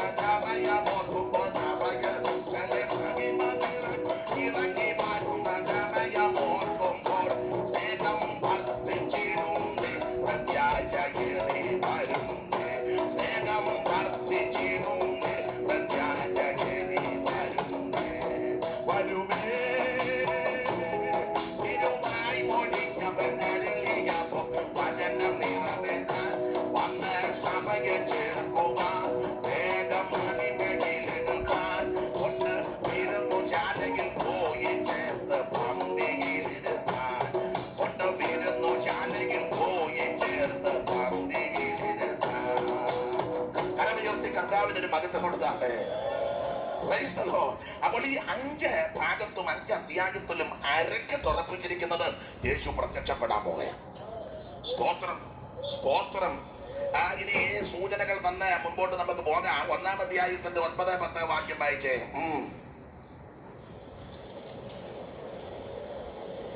ഞങ്ങൾക്ക് നിങ്ങളുടെ അടുക്കൽ എങ്ങനെയുള്ള പ്രവേശനം സാധിച്ചു? ഇവിടെ പൗലോസ് അപ്പോസ്തലൻ ചോദിക്കുകയാണ്, ഞങ്ങൾക്ക് നിങ്ങളുടെ അടുക്കൽ എങ്ങനെയുള്ള പ്രവേശനം സാധിച്ചു? അല്ലയോ തെസ്സലോനിക്കരെ, ഞങ്ങൾ നിങ്ങളുടെ അടുക്കൽ എങ്ങനെ വന്നെന്നായി ചോദിക്കുന്നത്. വേദപുസ്തകം നന്നായി പഠിപ്പിക്കുന്നവരും പഠിച്ചിട്ടുള്ളവരും ധ്യാനിക്കുന്ന ദൈവദാസന്മാരും ദൈവകുഞ്ഞുങ്ങളുമായി ഇവിടെ കൂടപ്പെട്ടിരിക്കുന്നത്. നിങ്ങൾക്ക് ആ ഭാഗം അറിയാം. പൗലോസ് ചോദിക്കുക, ഞങ്ങൾക്ക് നിങ്ങളുടെ അടുക്കൽ എങ്ങനെയുള്ള പ്രവേശനം സാധിച്ചു എന്ന് പറഞ്ഞാൽ ഞങ്ങൾ നിങ്ങളുടെ അടുക്ക വന്നത് എങ്ങനെയാണ്? പൗലോസിന്റെ 2ാമത്തെ ഈ മിഷനറി യാത്രയിലാണ് തെസ്സലോനിക്കയിൽ വന്നത്. നാം ഇങ്ങനെ വായിക്കുന്നുണ്ട്, ആശയിൽ വചനം പ്രസംഗിക്കരുതെന്ന് പരിശുദ്ധാത്മാവ് വിലക്കി. അപ്പൊ പണ്ടൊക്കെ പരിശുദ്ധാത്മാവാ വിലക്കുന്നത്. ഇപ്പൊ സെക്രട്ടറി, ട്രഷറർ, കാശുള്ള ചായൻ, council, president, general, vice, joint, joint, ഇതിൽ മിക്കതും അഭിഷേകം പോലും പ്രാപിച്ചതല്ല. എങ്ങനെയോ ഇതിനകത്ത് പണ്ട് രാജാവിന്റെ മോളെ കല്യാണം കഴിക്കാൻ പോവാ. അപ്പോൾ പരസ്യ പ്രസ്താവന നടത്തി, പെണ്ണിനെ കെട്ടും. പെണ്ണിനെ കെട്ടുന്നവന് രാജ്യം കൊടുക്കും, അതിന് സമ്പത്ത് കൊടുക്കും, വേണ്ടതെല്ലാം കൊടുക്കും. അപ്പോ ഭാര്യയെ കെട്ടിയാൽ രാജ്യം കിട്ടും, സമ്പത്തും എല്ലാം കിട്ടും. ആളതടിച്ചു കൂടിയ അവനക്കാരല്ലോ നല്ല പിമ്പിരിയോട് വന്നു. അവളെ കെട്ടാനാ അടിച്ചെടുക്കാൻ. അപ്പോൾ രാജാവ് ഒരു കണ്ടീഷൻ വെച്ചു, മോളെ കെട്ടിച്ചത് ഒറ്റ വ്യവസ്ഥയുള്ളൂ, വലിയ മുതലക്കുളം, മുഴുവൻ മുതല, നമ്മൾ കേട്ട കഥയാ, മുഴുവൻ മുതലയാ, നല്ല ചീങ്കണ്ട് കിടക്കുക. അപ്പോൾ ഈ മുതലക്കുളത്തിൽ ചാടി മുതല പിടിക്കാതെ അക്കരെ കയറുന്നവന് പെണ്ണിനെയും കൊടുക്കും, രാജ്യവും കൊടുക്കും, കൊട്ടാരം എല്ലാം കൊടുക്കുക. അത് പറഞ്ഞപ്പം മിടുക്കന്മാരെല്ലാം പയ്യെ വലിക്കും. കാരണം മുതല ഇങ്ങനെ ഈ കണ്ണിക്കുക, വായും പൊളിച്ച് ചാടിയെ കയറി പിടിക്കും.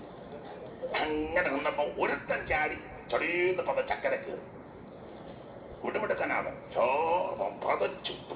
നിമിഷ നേരം കൊണ്ട് മുതലയുടെ വായിപ്പെടാൻ അവൻ അക്കരെ കയറിയപ്പോൾ രാജാവോട് ചെന്ന് കൈ കൊടുത്തേച്ച് പറഞ്ഞു, അഭിനന്ദിക്കുന്നു നിന്നെ, നീ മിടുക്കനാന്ന് പറഞ്ഞു. പറഞ്ഞു എനിക്കതൊന്നും വല്ല വിഷയം, എന്നെ തള്ളിയിട്ടത് ആരാന്ന് എനിക്കറിയാം. അവനിത് കാണാൻ വന്നപ്പോൾ ആരാണ്ട് തള്ളിയിട്ട, അവൻ ജീവപ്രാണം പോകണ്ടല്ലോ എന്നോർത്ത് അത് ചക്കരെ കയറിപ്പോരാ, തള്ളിയിട്ടതാണ് എന്ന് പറഞ്ഞ പോലെ എങ്ങനെയോ ഇതിനകത്ത് ആരാണ്ട് തള്ളിയിട്ടതാ. അപ്പൊ പുള്ളി നേതൃത്വത്തിൽ വന്നെങ്കിൽ ഇത് എങ്ങനെ വന്നെന്ന് പുള്ളിക്ക് ഇപ്പം ആരാണ്ട് പിടിച്ച് തള്ളിയതാ. ഒരു തള്ളി പിന്നെ വീണ് കഴിഞ്ഞപ്പം മുതലയുടെ വായിപ്പെടാതിരിക്കാൻ മനസ്സിലാകുന്നുണ്ട്. പിന്നെ മനസ്സിലാകുന്നവർക്ക് മനസ്സിലാകും. സ്തോത്രം. അപ്പോൾ പരിശുദ്ധാത്മാവാണ് നിയന്ത്രിക്കേണ്ടത്. പരിശുദ്ധാത്മാവ് അധ്യക്ഷന്മാരാക്കി ആക്കി വെക്കണം. പരിശുദ്ധാത്മാവ് കൈവച്ച് പ്രാർത്ഥിച്ചു വിടണം.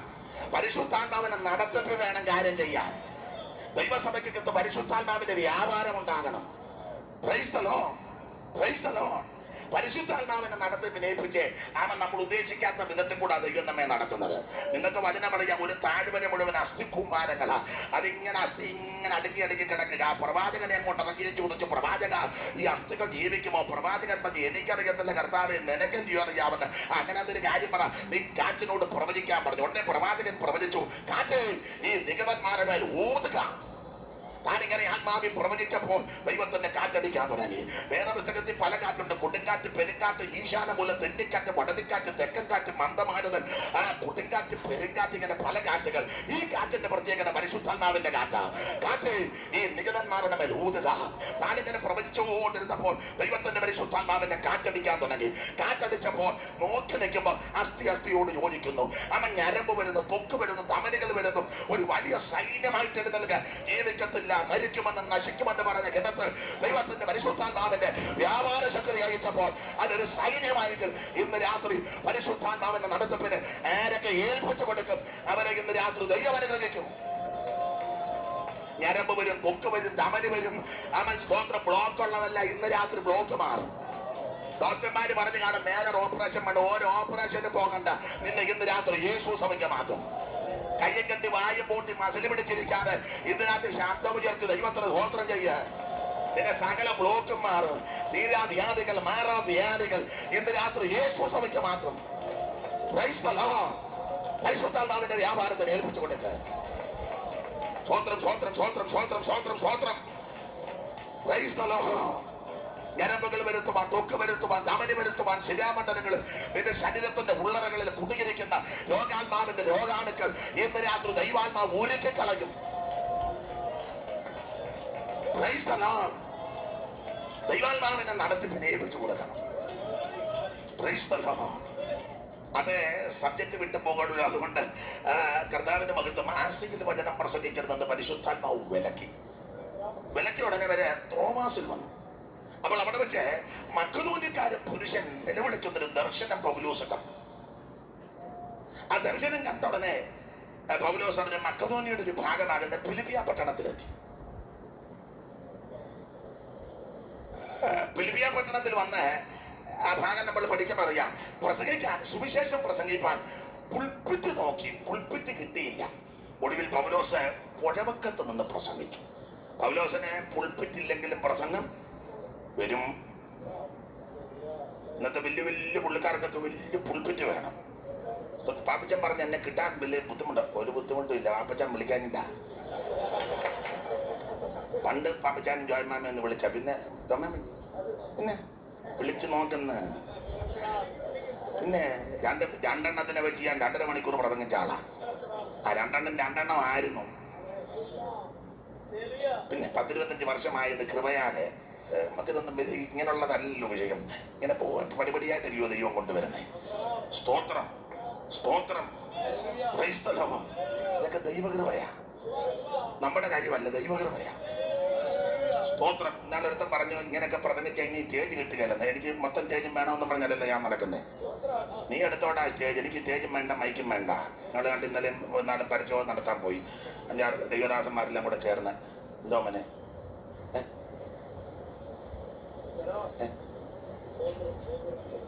എന്തെങ്കിലും പ്രശ്നമുണ്ടോ? എന്നാലും ഞങ്ങൾ ദൈവദാസന്മാർ കുറച്ച് സഹോദരന്മാരെല്ലാം പാവത്തങ്ങളാ. ഞങ്ങളുടെ ബോട്ടെ കയറിയാണ്ട് ചൂചാട്ടം പറയാൻ തമ്പൂറുമൊക്കെ അടിച്ച് വലിയ സിസ്റ്റം ഒന്നുമില്ല. ഇല്ലായിരിക്കുന്ന നല്ലത്. ബോട്ടെ നടന്ന് ചില സ്ഥലത്തൊക്കെ ഇറങ്ങി ലഘുലേഖയും കൊടുത്ത് കടിച്ചു നോക്കുന്നത് നമുക്കത് അറിയാം. അപ്പം ഇനി സ്റ്റേജ് ഒന്നും വേണമെന്ന് വലിയ താല്പര്യമില്ല. സ്തോത്രം. പിന്നെ ആരെങ്കിലും വിളിക്കുകയാന്നേ. പിന്നെ ആശാരി കൊണ്ട് കോടാലി ഇതിൽ ഒറ്റ ആപ്പിന് കോടാലി ഉറപ്പിച്ചു. അപ്പം നമ്മുടെ വീട്ടിൽ പണിക്ക് വന്നതാണ് ഒരു ആശാരി, നാരായണ ആശാരി. അപ്പം അപ്പുറത്തെ ഞങ്ങളുടെ പിന്നെ വരയമ്പള്ളിലെ ഒരു സഹോദരൻ കൊണ്ടുവന്ന് ഉച്ചയ്ക്ക് പുള്ളി ഊണ് കഴിച്ചിരിക്കുക. ഊണ് കഴിച്ചേച്ച് അങ്ങോട്ട് ഇരുന്നപ്പം യവനെ ഒരു കോടാലിയായിട്ട് വന്ന്, കോടാലി അതിൻ്റെ കയ്യും ആയിട്ട് വന്നപ്പം പറഞ്ഞ് ഇത് ഉച്ച സമയത്തല്ലേ വന്ന് ശരിയാക്കി തരാൻ പറഞ്ഞു. അപ്പം നമ്മൾ പണിക്ക് വിളിച്ചാൽ നമ്മുടെ വീട്ടിലെ തച്ച് കൊടുക്കേണ്ടതാണ്. അപ്പം ഇവനെ അതിനിടയിൽ ഒന്ന് ശരിയാക്കാൻ പറഞ്ഞു. ആചാര്യ അതെല്ലാം ചിന്തയിലിട്ടച്ച് കോടാലി കെട്ടി ഒറ്റ ആപ്പിന് ഉറപ്പിച്ചു. ഒറ്റ ആപ്പ്. നല്ല ആചാര്യ ഒറ്റ ആപ്പിന് ഉറപ്പിക്കും. അറിയാൻ മേലാത്തവനെ ചുറ്റും ആപ്പായിരിക്കും. ഒറ്റ ഊരമ്മ കോടാലിൻ്റെ ഉച്ചയിൽ കിടക്കും.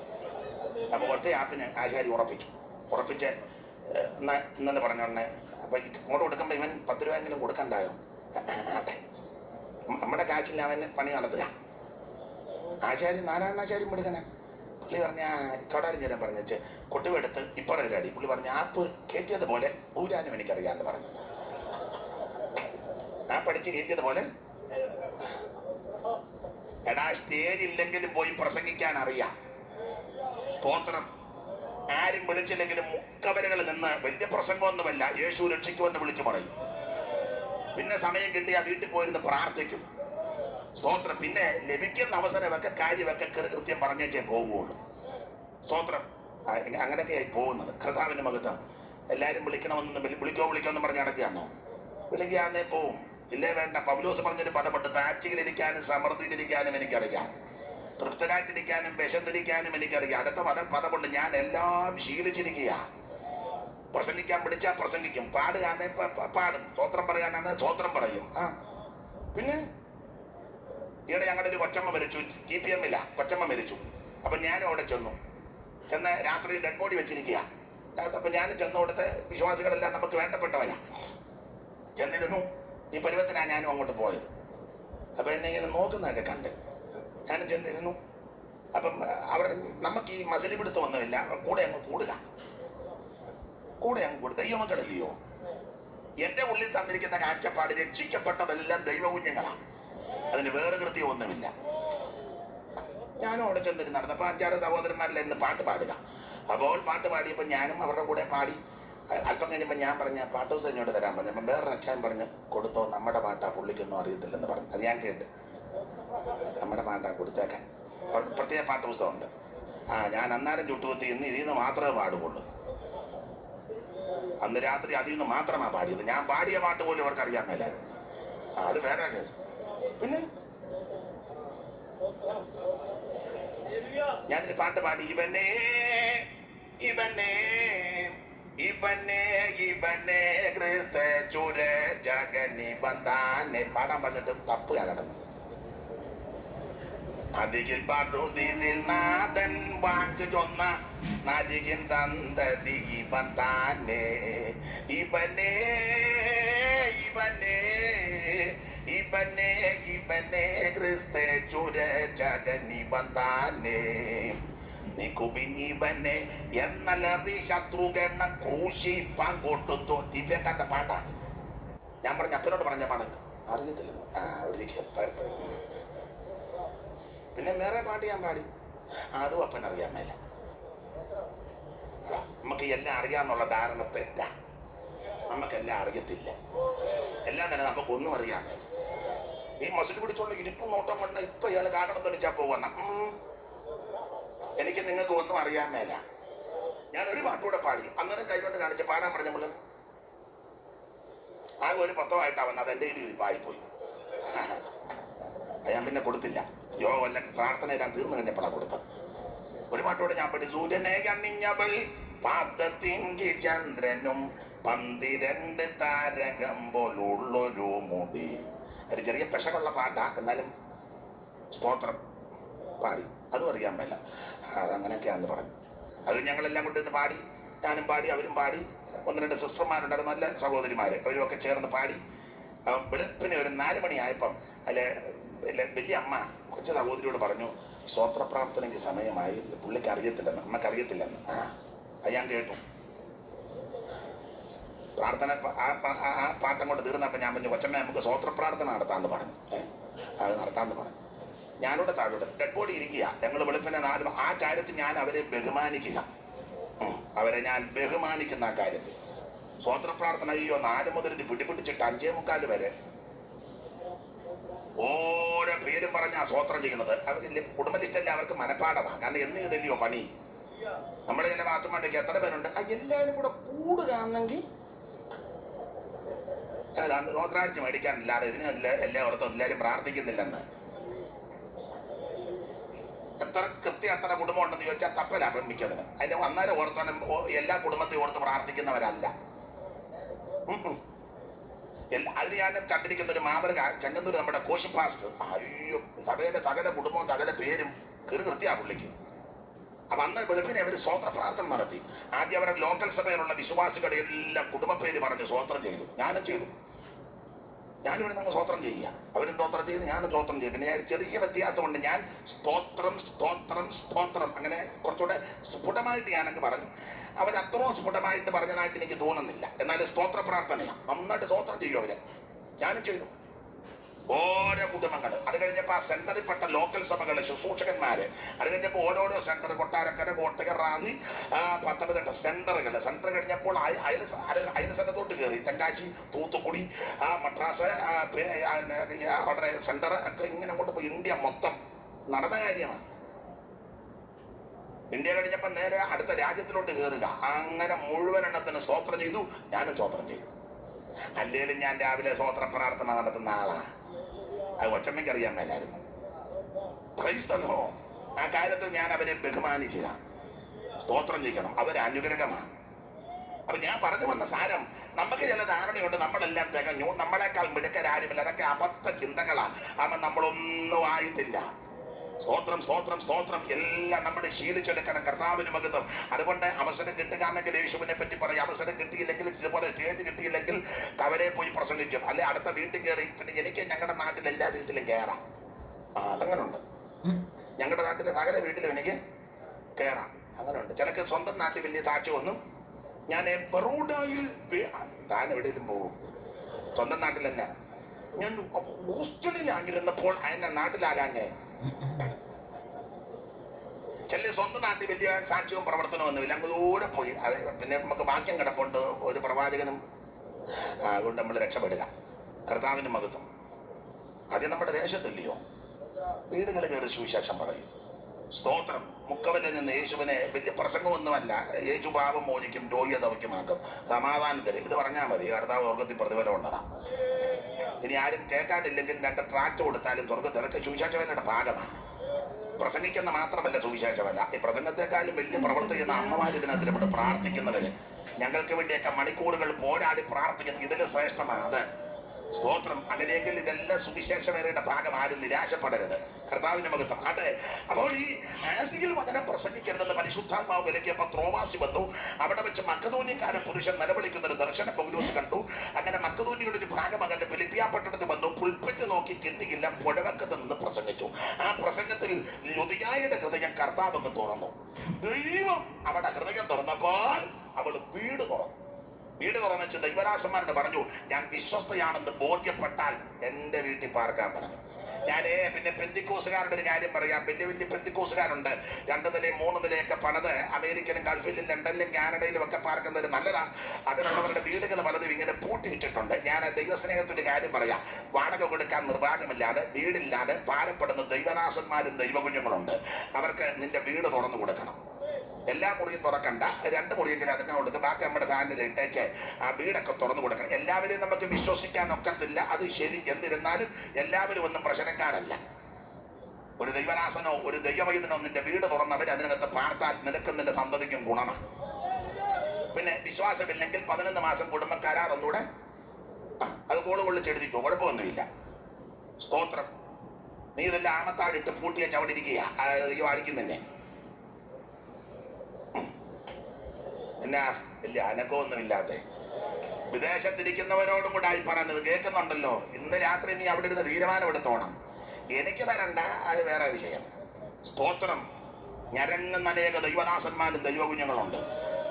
അവർക്ക് നീ നിന്റെ വീട് തുറന്നു കൊടുത്താൽ അവർ നിന്റെ വീട്ടിനകത്തിരുന്ന് പ്രാർത്ഥിക്കുന്നത്, സ്തോത്രം ചെയ്യുന്നത് നിനക്കും നിന്റെ സന്തതിക്കും അനുഗ്രഹമാണ്. 1-ാം തീയതി രാവിലെ അമ്മാച്ചനെ പറഞ്ഞു വിടരുത്. വാടകയ്ക്ക് അവിടെ അമ്മാച്ചൻ മതിലേ കയറി മതിലായിട്ട് നിന്ന് ചൊടിഞ്ഞു നിൽക്കരുത്. വാടകയ്ക്ക് കിട്ടുകയാണ് വല്ലതും മേടിച്ചോ തരികാണ്ട് കർത്താവിന്റെ വേലക്കാരാ. സ്തോത്രം. നിനക്കും നിന്റെ സന്തതിക്കും അനുഗ്രഹമാണ്. കർത്താവിന്റെ വേലയ്ക്ക് വീടും വസ്തുവൊക്കെ തുറന്നു കൊടുക്കുന്നത് നഷ്ടമല്ല, ലാഭമാണ്. അതിന് സ്വർഗത്തിൽ പ്രതിഫലമുള്ളതാ. അത് മറന്നു കളയുവാൻ നമ്മുടെ ദൈവം അനീതിയുള്ള വായിച്ചേ വാക്യം നമുക്ക് അറിവുള്ള വാക്യമാണ്. വായിച്ചു. എബ്രായ ലേഖനം 6-ാം അധ്യായത്തിന്റെ 9 മുതൽ വായിച്ചേ. അറിവുള്ള വാക്യം എങ്കിലും ഒന്നുകൂടെ സന്ദർഭം വന്നുകൊണ്ട് വായിച്ചു. 6:9 മുതൽ എബ്രായ ലേഖനം 6:9 മുതൽ വായിരും. എന്നാൽ സഹോദരന്മാരെ, ഞങ്ങൾ ഇങ്ങനെ നിങ്ങളെ കുറിച്ച് സംസാരിക്കുന്നുവെങ്കിലും നിങ്ങളെ കുറിച്ച് ശുഭമറിയതും രക്ഷയ്ക്ക് ഉതകുന്നതും വിശ്വസിക്കുന്നു. ദൈവം നിങ്ങളുടെ പ്രവർത്തിക്കും വിശുദ്ധന്മാരെ ശുശ്രൂഷിക്കുന്നതിനാലും തന്റെ നാമത്തോട് കാണിച്ച സ്നേഹവും മറന്നു കളയാൻ തക്കവണ്ണം നമ്മുടെ ദൈവം അനീതിയുള്ള ദൈവമല്ല. കർത്താവിന്റെ നാമത്തിന് പച്ചവെള്ളം കൊടുത്താൽ 10 രൂപ കൊടുത്താൽ അത് മറന്നു കളയുവാൻ നമ്മുടെ ദൈവം അനീതിയുള്ള ദൈവമല്ല. നിനക്ക് നിന്റെ സന്തതിക്കും ആമൻ നന്മകളും അഭിവൃദ്ധിയും തന്നെ ആദരിക്കുവാൻ വിശ്വസ്തനായ ഒരു ദൈവ സ്വർഗത്തിലുണ്ട്. അതപ്പോൾ ഉദയ വീട് തുറന്നു കൊടുത്തു. ദൈവദാസന്മാരോട് പറഞ്ഞു, ഞാൻ വിശ്വസ്തയാണെന്ന് ബോധ്യപ്പെട്ടാൽ എന്റെ വീട്ടിൽ പാർത്ത് വേല ചെയ്യാൻ പറഞ്ഞു. അങ്ങനെ വേല ചെയ്തു. ഇങ്ങനെ വേല ചെയ്ത് വരുന്ന അളവിൽ ഒരു സഹോദരി എന്നും ദൂത് പറയാൻ തുടങ്ങി. അത്യുന്നതനായ ദൈവത്തിന്റെ ദാസന്മാർ രക്ഷാമാർഗം നിങ്ങളോട് അവളായിരുന്നു അമ്മാമ്മയ്ക്ക് ഡേറ്റ് കൊടുത്തേനെ. അമ്മാമ്മ ശുശ്രൂഷയ്ക്ക് ഫ്രൈഡേ. പൗലോസ് ഫ്രൈഡേയും വെനസ്ഡേ ഒന്നും കൊടുത്തില്ല. ഒരു ദിവസം പൗലോസ് മുഷിഞ്ഞ് നോക്കി ഭൂതമായിരുന്നു തള്ളച്ചിക്ക്. ഭൂതം അങ്ങ് പോയി, എവിടെ ഭൂതവും പോയി, മറ്റവരുടെ ലാഭവും. ഈ ദൂത് കറക്റ്റ് ആണെങ്കിലും ആത്മാവ് വേറെയായിരുന്നു. അതാ കുഴപ്പം. കറക്റ്റ് ദൂതാ. ദൈവത്തിന്റെ ദാസന്മാരും രക്ഷാമാർഗം അതെ ദൂത് കറക്റ്റാ. പക്ഷെ ആത്മാവ് അത് വിവേചിക്കുന്നവർക്കേ പിടികിട്ടു. പലയിടത്ത് ദൂരൊക്കെ കറക്റ്റാ. പേര് പറയുന്നുണ്ട്. റീന മോളി തങ്കമ്മ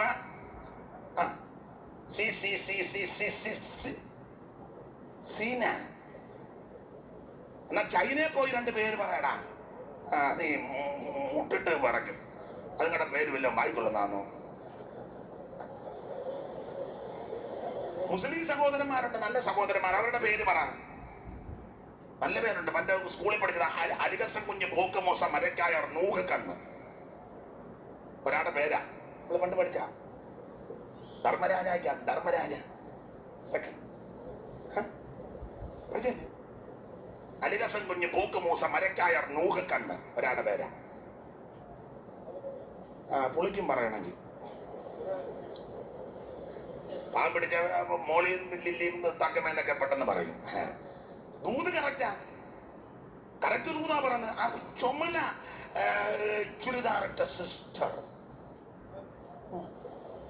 2 ഉള്ളത് ചുമന്നിട്ടുണ്ട് വന്നത്. ആ തൂണിന് സൈഡിലിരിക്കുന്ന അക്ഷായം 3-4 തൂണുണ്ട്. ഏതെങ്കിലും സൈഡിൽ ആരിലും കാണും. മനോഭാരത്താൽ വലിയുന്ന ചിലര് വന്നത് മുഴുവൻ മനോഭാരത്തോടാ. ഇതൊക്കെ ഒത്തിരി ഉണ്ട് ഇതിനകത്ത്. സ്തോത്രം. ദൂത് കറക്റ്റാ. വണ്ടി നമ്പർ വരെ കയറി പറയുന്നവരുണ്ട്. KL4 4233 അന്തം വിട്ടു പോവുക. ഞാൻ എതിർക്കുന്നില്ല. ദൂത് കറക്റ്റാ. പച്ചസാരി അല്ലെങ്കിൽ കളറുള്ള ഷർട്ട്, കട്ടമീശ, ഉൾകാൻ, അതൊക്കെ ദൂത് കറക്റ്റാ. ആത്മാവ് വേറെയാ. വൃക്ഷത്തെ ഫലം കൊണ്ടാണ് അറിയുന്നത്. ദൂതൊക്കെ കറക്റ്റാണ്. കരിമ്പിൽ മത്തായി ദൂത് പറഞ്ഞത് കറക്റ്റ് അല്ലയോ? പണ്ടുണ്ടായിരുന്ന കഞ്ഞിക്കൊടി തോമ, കരിമ്പിൽ മത്തായി, കോട്ടയം ശാന്തമ്മ ദൈവം, ഒത്തിരി ഉണ്ട്. ദൂതൊക്കെ കറക്റ്റ്. കയറി കൃത്യമാ ദൂത്. ആത്മാവേതാന്നും കൂടെ പഠിക്കണം. സ്തോത്രം. വിവേചിക്കണം. പൗലോസ് കൃപയുള്ള ആളാ. നന്നായിട്ട് വിവേചിച്ചു. ദൂത് കറക്റ്റാന്നല്ലോ ആത്മാവ് വേറെയാ. നോക്കി മുഷിഞ്ഞ് ഭൂതം പോയി. അവിടെ ഭൂതവും പോയി, അവരുടെ ലാഭവും പോയി. അപ്പോൾ ദൈവദാസന്മാരെ പിടിച്ചടിച്ച് ഉപദ്രവിച്ച് കാരാഗൃഹത്തിൽ കൽത്തുറുങ്കിൽ അടച്ചു. പക്ഷെ ക്ഷീണിച്ചില്ല. അവിടെയും പ്രാർത്ഥിച്ച് പാടി ദൈവത്തെ സ്തുതിച്ചു. ഞങ്ങൾക്ക് പിന്നെ എവിടെ ചെന്നാലും പ്രാർത്ഥന വരും. ചിലരെ പ്രാർത്ഥിക്കാന്ന് പറയുമ്പോഴായിട്ട് പിടിച്ചു തിരിക്കുമ്പോൾ കിഴക്കോട്ട്. ഞങ്ങൾക്ക് എവിടോട്ട് തിരിഞ്ഞാലും പ്രാർത്ഥന വരും. പ്രാർത്ഥിക്കാന്ന് പറയുമ്പോൾ കിഴക്കോട്ടും തിരിഞ്ഞാലും പടിഞ്ഞാട്ട് തിരിഞ്ഞാലും തെക്കോട്ട് തിരിഞ്ഞാലും ദൈവത്തോടില്ലയോ പ്രാർത്ഥിക്കുന്നത്?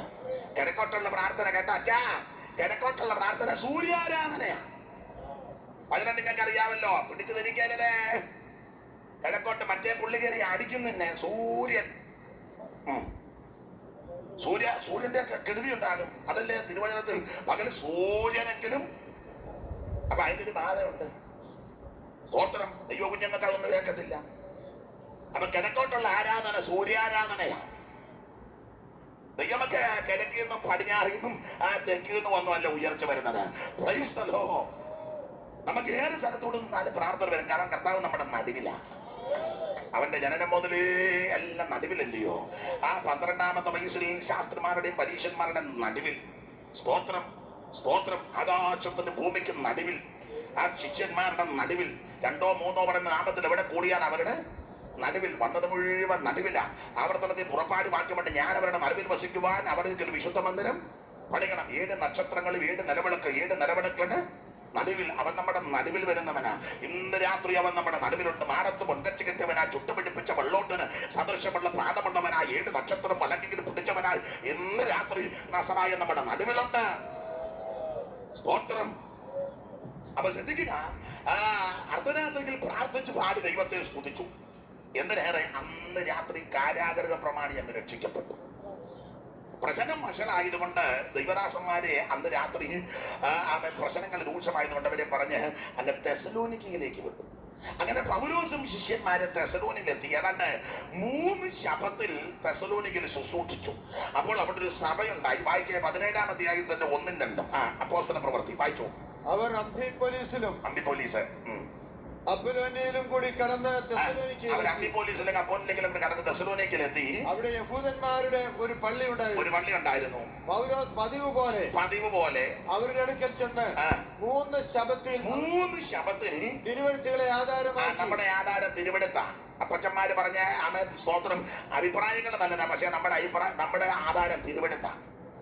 ഊഹാഭോഗം, കെട്ടുകഥ, അമ്മമ്മക്കഥ, ഉമ്മാക്കിക്കഥ, കരുവിക്കഥയൊന്നുമല്ല നമ്മുടെ ആധാരം. നമ്മുടെ ആധാരം തിരുവെടുത്ത. തിരുവെടുത്ത് പറഞ്ഞതുപോലെ തിരുവെടുത്തുകളെ ആധാരമാക്കി അവരോട് സമ്പാദിച്ചും തർക്കിച്ചും തെളിയിച്ചും പോണെന്ന അടുത്ത വാക്യം വായിച്ചേ. ക്രിസ്തു കഷ്ടം ക്രിസ്തു കഷ്ടം അനുഭവിക്കുകയും മരിച്ചവരിൽ നിന്ന് ഉയർത്തെഴുന്നേൽക്കുകയും ചെയ്യേണ്ടത് എന്നും ഞാൻ നിങ്ങളോട് അറിയിക്കുന്ന ഈ യേശു അതിന്റെ ഈ യേശു എന്ന് പറയാൻ കാര്യം, വേറെ യേശുവിനെ കൊണ്ട് ആൾക്കാർ വരും. വന്നിട്ടുണ്ടല്ലോ, ഇപ്പോഴും ഉണ്ടല്ലോ, വരുന്നുണ്ടല്ലോ. അതല്ലയോ ദൂതന്മാര് പണ്ട് പറഞ്ഞത്, നിങ്ങളെ വിട്ട് സ്വർഗാരോഹണം ചെയ്ത ഈ യേശു. ഇവിടെ പറയാ ഈ യേശു. പൗലോസ് പ്രസംഗിച്ച യേശുവും ദൂതന്മാര് പറഞ്ഞ യേശു ഒന്നാ. എന്നാൽ ഇപ്പോഴത്തെ കാലത്ത് വേറെ യേശുവായിട്ട് ആൾക്കാർ രംഗത്തെത്തി. വേറൊരു സുവിശേഷം, വേറൊരു യേശു, വേറൊരു ആത്മാവ്. അതായിപ്പം വ്യാപരിക്കുന്നത്. 2 കൊരിന്ത്യർ 11 കിടപ്പുണ്ട്, എടുത്ത് വായിപ്പിക്കുന്നുണ്ട്. നമുക്ക് അറിവുള്ള വാക്യമാണ്. ഈ യേശു തന്നെ, ഈ യേശു ഈ ക്രിസ്തു കഷ്ടം അനുഭവിക്കുകയും ചെയ്യേണ്ടതിന് ഞാൻ നിങ്ങളോട് അറിയിക്കുന്ന ഈ യേശു തന്നെ ക്രിസ്തു എന്ന് തെളിയിച്ച് വിവരിച്ചുകൊണ്ടിരിക്കും. പിന്നെ അവരിൽ ചിലരും പക്വതയുള്ള യവനന്മാരിൽ വലിയൊരു കൂട്ടവും മാന്യ സ്ത്രീകളിൽ അനേകരും വിശ്വസിച്ച് പൗലോസിനോടും ശീലാസിനോടും ചേർന്നു. അങ്ങനെയാണ് തെസലോനിക്കയിൽ സഭ ഉണ്ടായത്. അല്ല, പൗലോസ് ഇവിടെ 1-ാം അധ്യായത്തിന്റെ 9 ചോദിച്ചു, ഞങ്ങൾക്ക് നിങ്ങളുടെ കിടക്കൽ എങ്ങനെയുള്ള പ്രവേശനം സാധിച്ചു? അതിങ്ങനാ സാധിച്ചത്. ഇനി 1-ാം അധ്യായത്തിന്റെ 9-ഉം 10-ഉം വായിക്കാം. തെസലോനിക്ക ലേഖനം. ഞങ്ങൾക്ക് നിങ്ങളുടെ അടുക്കൽ എങ്ങനെയുള്ള പ്രവേശനം സാധിച്ചു എന്നും ജീവനുള്ള സത്യദൈവത്തെ സേവിപ്പാനും. ഇന്നലെ പറഞ്ഞതുപോലെ ഈ ആയുസ് നമുക്ക് ലഭിച്ച ഏറ്റവും വലിയ ഭാഗ്യം ഈ സത്യദൈവത്തെ കണ്ടുമുട്ടിയതാണ്. യേശുക്രിസ്തുവാണ് സത്യദൈവം, യേശുക്രിസ്തുവാണ് നിത്യദൈവം, യേശുക്രിസ്തുവാണ് ഏകദൈവം, യേശുക്രിസ്തുവാണ് സാക്ഷാത് ദൈവം. യേശുക്രിസ്തു അല്ലാതെ മറ്റൊരു ദൈവം ഇല്ല. Price the Lord. സ്തോത്രം. ഏകദൈവം യേശുക്രിസ്തു. പൗലോസ് വേറൊരു ഭാഗത്ത് കൊടുത്തിരിക്കുന്നത് മഹാദൈവവും നമ്മുടെ രക്ഷിതാവുമാകുന്ന യേശുക്രിസ്തു. Price the Lord. യേശുക്രിസ്തു. അടുത്ത വാക്യം വായിച്ചാട്ടെ. സത്യദൈവത്തെ സേവിപ്പാനും മരിച്ചവരുടെ ഇടയിൽ നിന്ന് സത്യദൈവത്തെ സേവിക്കുവാനും അവൻ മരിച്ചവരുടെ ഇടയിൽ നിന്ന് ഉയർപ്പിച്ച തന്റെ പുത്രനും വരുവാനുള്ള കോപത്തിൽ നിന്ന് നമ്മെ വിടുവിക്കുന്നവനുമായ യേശു സ്വർഗ്ഗത്തിൽ നിന്ന് വരുന്നത്. വരുവാനുള്ള കോപത്തിൽ നിന്ന് നമ്മെ വിടുവിക്കുവാൻ യേശു വരുന്നെന്ന്. എന്തുവാ ഈ വരുവാനുള്ള കോപം? ഒറ്റ വാക്കിൽ പറഞ്ഞാൽ വരുവാനുള്ള കോപം എന്നവിടെ ഉദ്ദേശിക്കുന്നത് മഹാപീഡയാണ്. മഹോദരവ കാലത്തെയാണ് അവിടെ സൂചിപ്പിക്കുന്നത്. 7 വർഷം ഈ ഭൂമിയിൽ മഹാപീഡ വരാൻ പോകുകയാണ്. 7 വർഷം. വേദപുസ്തകം നന്നായിട്ട് അറിവുള്ളവരെ ഇവിടെ കൂടിയിരിക്കുന്ന എല്ലാവരും നമുക്ക് കണക്കൊക്കെ അറിയാം. 7 വർഷം ഇവിടെ മഹാപീഡ വരും. കർത്താവിന് മഹത്വം. ഈ 7 എന്നുള്ള കണക്ക് ദാനിയേൽ പ്രവചനത്തിലെ 70 ആഴ്ചവട്ടത്തോട് ബന്ധപ്പെട്ടാ പറഞ്ഞിരിക്കുന്നത്. ഒരാഴ്ചവട്ടം എന്നൊരു പദം ഇവിടെ കൊടുത്തിട്ടുണ്ട്. മൊത്തം 70 ആഴ്ചവട്ടം, 7 ആഴ്ചവട്ടം, 62 ആഴ്ചവട്ടം, ഒരാഴ്ചവട്ടം. ദാനിയേൽ 9 അതിലെ ഒടുക്കത്തെ ഒരാഴ്ചവട്ടം ഇനി കിടപ്പുണ്ട്. 62, 7, 69 ആഴ്ചവട്ടം കഴിഞ്ഞു. 69 ആഴ്ചവട്ടം കഴിഞ്ഞപ്പോൾ ആ 62ാമത്തെ ആഴ്ചവട്ടത്തിൽ അഭിഷിക്തൻ ഛേദിക്കപ്പെട്ടു. കർത്താവിന് മഹത്വം. ഇനി ഒരാഴ്ചവട്ടം കിടക്കുക. ആ കിടക്കാനുള്ള ഒരാഴ്ചവട്ടവും ശേഷിച്ച 69 ആഴ്ചവട്ടം ഇടയ്ക്കുള്ള കാലം, അതാണ് ജാതികളുടെ കാലം. ഇക്കാലം ഞാൻ നിങ്ങളും ഈ കാലത്തിലാണ് ജീവിക്കുന്ന. ജാതികളുടെ കാലം എന്ന് പറഞ്ഞാൽ ഞാനും നിങ്ങളും എല്ലാം ജാതികളായിരുന്നു. കൃപയാല് ദൈവസഭയിൽ അംഗമായി. ഞാനും ജാതിയായിരുന്നു, നിങ്ങളല്ല ജാതിക. നമ്മൾ കൃപയാൽ ഇതിനകത്ത് വന്നപ്പോൾ നമ്മൾ 3 വകുപ്പേ ഉള്ളല്ലോ ഭൂമിയിലെ. 1 ദൈവസഭ, 2 യഹൂദൻ, പിന്നെ ജാതികൾ. അത് ഓർഡർ പറഞ്ഞാൽ ആദ്യം യഹൂദൻ, പിന്നെ ജാതി, പിന്നെ ദൈവസഭ. ഇതിനപ്പുറം ഒന്നുമില്ല. ഞങ്ങൾ അതിലും വലിയ പുള്ളിയാന്ന് ആരും ഇന്ന് രാത്രി എന്റെ മുന്നിൽ ഞെളിയരുത്. എല്ലാം പരുവക്കേട് പിടിച്ച് കിടന്നതാ. യേശുവിനെ കണ്ടതായി സ്ഥിതിക്കെല്ലാം മാറ്റം വന്നു. യഹൂദന്മാരിവിടെ ആരേലും ഉണ്ടോ? യഹൂദന്മാര്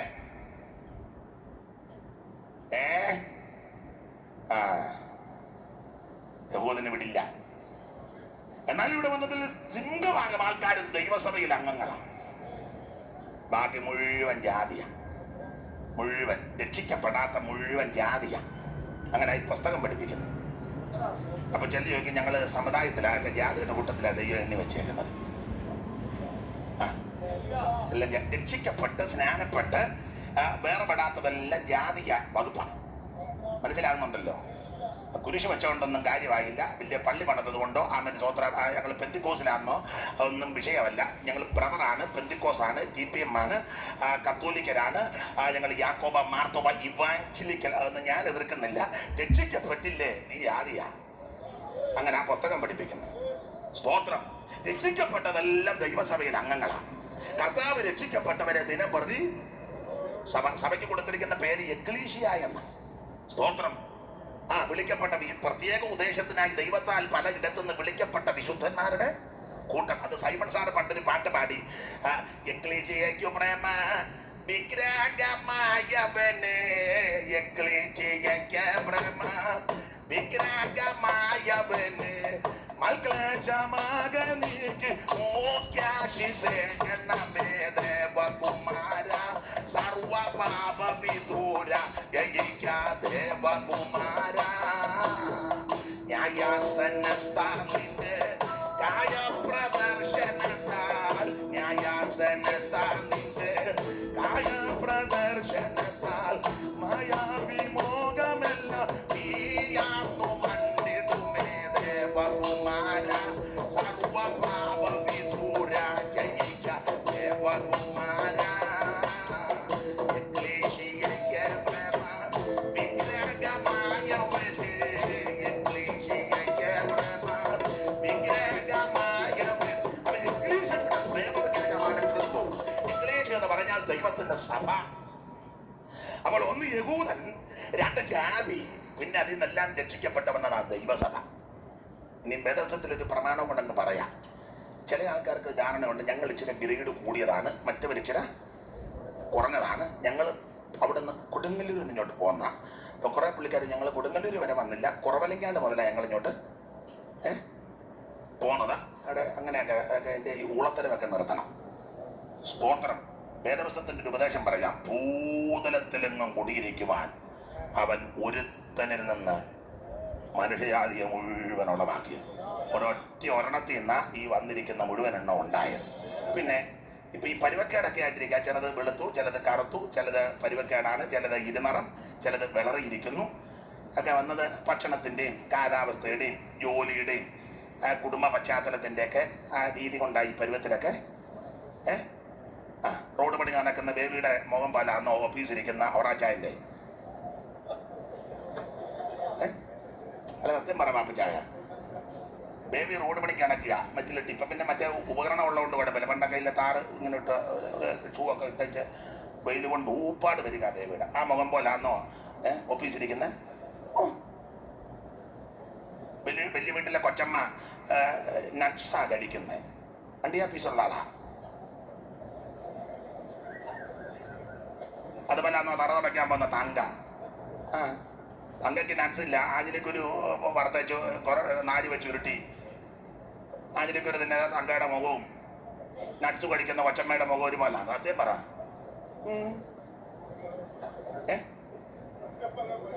സത്യം പറയത്തില്ലെന്ന് എനിക്കറിയാമല്ലോ. സ്തോത്രം. ഒക്കെ ഭക്ഷണത്തിന്റെ രീതിയൊക്കെ വരും. അമേരിക്കക്കാരുടെ മുഖം പോലാന്നോ ബലങ്കരക്കാരുടെ മുഖം? അവിടുത്തെ ക്ലൈമറ്റ് വേറെയാ, ജീവിത നിലവാരം, അപ്പൊ അതിന് വ്യത്യാസം വരും. അപ്പൊ ദീർഘവർഷങ്ങൾ കൊണ്ട് ഇങ്ങനെ ഭക്ഷണവും കാലാവസ്ഥയും ജോലികിടതും സാഹചര്യവും കുടുംബ പശ്ചാത്തലവും ആ പ്രകൃതിയൊക്കെ അനുസരിച്ച് ഈ പരുവത്തിലായതാ. പ്രമാണം പറയാ, ഒറ്റ ഒരുത്തിന് നാം മുഴുവൻ എണ്ണം ഉണ്ടായിരുന്നു. അതുകൊണ്ട് ഞാൻ ഇച്ചിരി കൊമ്പത്തെയാ, നീ ഇച്ചിരി താടത്തെയാന്ന് ഒറ്റ ഒരുത്തം വേണ്ടി പോകരുത്. നിനക്ക് പുസ്തകം അറിയാൻ മേല, അതുകൊണ്ടാണ്. സ്തോത്രം. എന്തേലും തർക്കമുണ്ട് ഇപ്പൊ എഴുന്നേറ്റ് പറയണം. ഞാൻ പോയി കഴിഞ്ഞാച്ച് അയാൾ പറഞ്ഞപ്പോ ഞങ്ങൾ മിണ്ടിയിൽ എന്നേ ഉള്ളതെന്ന് പിന്നെ പറഞ്ഞേക്കരുത്. എന്നെങ്ങാനും നീ എഴുന്നേറ്റാ നിന്നെ വാക്യം വെച്ച് ഞാൻ ശരിയാക്കി ഇന്നലെ. വേറെ ശരിയാക്കത്തില്ല, വാക്യം വെച്ച്. സ്തോത്രം. റോമാനഗരത്തിലുള്ള ഞങ്ങൾ വാളല്ലയോ വഹിക്കുന്നേ. സ്തോത്രം. വാളാ വഹിക്കുന്നേ. സ്തോത്രം. ഇതുവരെ പല പല ജാതിയിലിരുന്നവർ യേശുവിൽ ഒന്നാകും. അന്ന് പലവിധ കളറുകൾ കാണുകയില്ലായകയാൽ പരനോടു തുല്യരാകും. അന്ന് പലവിധ കളറുകൾ കാണുകയില്ലായകയാൽ പരനോടു തുല്യരാകും.